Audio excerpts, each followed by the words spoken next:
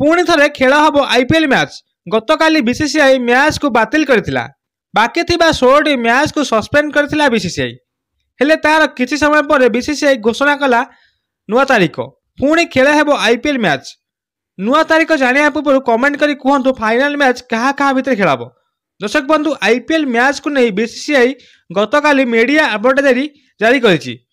BCCI कहिछि जे IPL match बंद हेबो नाही, मैच 7 दिन पर आईपीएल मैच खेल हेबो।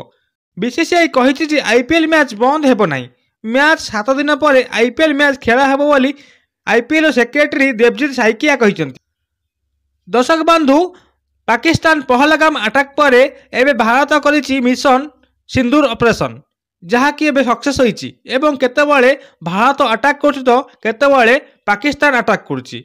एहाकु देखि धर्मशाला खेला होतिबा 58तम दिल्ली एवं पंजाब मैच को अधारू बंद कराइथिला।